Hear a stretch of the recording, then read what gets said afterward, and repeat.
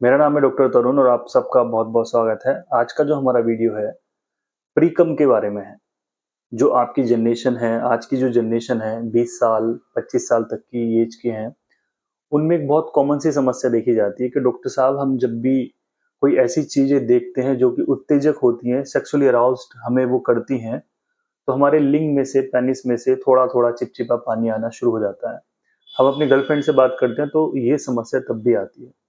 किसी हम उत्तेजक चीज को देख लेते हैं, मोबाइल में देख लेते हैं, आते जाते देख लेते हैं, या कोई ऐसे सेक्सुअल थॉट्स हमारे अंदर आते हैं, तो हमें ये होना शुरू हो जाता है। इसकी हमें दवाई दे दीजिए। तो ऐसे जो पेशेंट है वो ऑनलाइन भी है, ऐसे जो पेशेंट है वो ऑफलाइन भी है। और वो ये चाहते हैं कि डॉक्टर साहब जब भी हम कोई ऐसी चीजें करें या अपने गर्लफ्रेंड को किस करें या हम कोई ऐसी चीजें देखें तो वो हमें बिल्कुल भी ना आए। तो वो ये सब चाहते हैं। तो अधिकतर केस में हम हिस्ट्री में देखते हैं तो डॉक्टर साहब को बताते हैं कि भाई उन्होंने तो बहुत लंबा ट्रीटमेंट कर लिया है। और वैद्यों ने, जो ये वैद्य नीम हकीम होते हैं, इनको डरा के रखते हैं कि भाई इसका इलाज बहुत जरूरी है, बहुत बड़ी बीमारी है, वरना आने वाले समय में आप बाप भी नहीं बन सकते हो। इस तरीके से पेशेंट को डराया जाता है। पेशेंट से अच्छे खासे पैसे लेके उनको लूटा जाता है और उनको रिजल्ट जीरो मिलते हैं। कुछ समय के लिए जब तक दवाई खाते हैं उनको थोड़ा ऐसा रहता है कि हाँ भाई चलो आराम है, लेकिन जैसी दवाई छूटती है तो उनको ये समस्या होनी शुरू हो जाती है। तो क्या प्रीकम एक बहुत बड़ी बीमारी है या फिर जस्ट एक नेचुरल थिंकिंग है?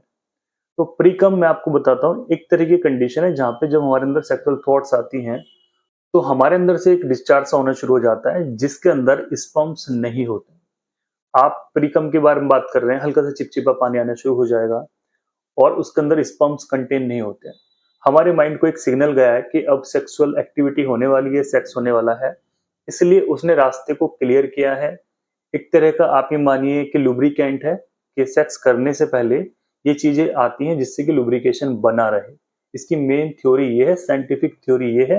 आप अगर समझदार हैं, पढ़े लिखे हैं, आप इसको कहीं पे भी जाके किसी भी आर्टिकल में जाके पढ़ सकते हैं। और ये कोई ऐसी गंभीर समस्या नहीं है जिसकी वजह से आपको आने वाले या फिर आपको आने वाले समय में कोई इनफर्टिलिटी हो जाए। तो जिन जिन लोगों को ये समस्या रहती है तो उनको समझना चाहिए कि भाई ये बीमारी नहीं है। आपको बीमारी तब समझनी चाहिए जब आपके अंदर सेक्सुअल डिजायर बहुत अच्छी खासी है, आप ऐसी वैसी चीजें देख रहे हैं, गर्लफ्रेंड से बात कर रहे हैं, किस वगैरह कर रहे हैं और आपको कुछ भी नहीं हो रहा है, तब आप समझिए कि आप बीमार हैं। अगर डिस्चार्ज हो रहा है, थोड़ा थोड़ा करके प्रीकम आपको आ रहा है, तो आपको कोई भी समस्या इसमें नहीं है। तो इस चीज का ध्यान रखना बहुत जरूरी है। भाई प्रीकम अगर उस समय नहीं निकलेगा तो कब? लड़ाई के समय थोड़ी निकलेगा। तो इस चीज को आप साइंटिफिकली देखेंगे तो ये बिल्कुल नेचुरल है, नॉर्मल है। इसकी तरफ से आप समस्या मत लीजिए। प्रॉब्लम जब आती है कि डॉक्टर साहब हम पूरा हमारा इजेकुलेशन हो जाता है, पूरे हम डिस्चार्ज हो जाते हैं, तो उस समय आपको ट्रीटमेंट की जरूरत है कि आपको बहुत ज्यादा इंपोर्टेंसी की प्रॉब्लम हो गई है। ठीक है, प्री मेच्योर इजेकुलेशन इस कंडीशन को बोला जाता है। ठीक है, तो प्रीकम अलग चीजें हैं, प्री एजुकुलेशन इसको बोलते हैं, एक प्री मेच्योर इजेकुलेशन वो अलग चीज होती है। ठीक है, तो दोनों में डिफरेंस होता है। तो इसके चक्कर में आप मत लगिए, ज्यादा परेशान मत होइए। जिनको ये समस्या ज्यादा रह रही है कि धात भी उनको जाने लगी है, तो अपने माइंड को आप ठीक रखिए, खाने पीने का विशेष ध्यान रखिए, चटपटा गर्म चीजों का परहेज रखिए, तब जाके आपको आराम लगेगा। अदरवाइज आप डॉक्टर चेंज करते रहेंगे और वैद्य हकीमों के पास आप जाते रहेंगे और आप जो है ऐसे ही होते रहेंगे। ठीक है, शादी के बाद इस तरह की जो समस्या है अधिकतर केस में 50% केस में ऑटोमेटिकली ठीक हो जाती है, जो उनकी सेक्सुअल जो डिजायर है वो कंप्लीट होनी शुरू हो जाती है।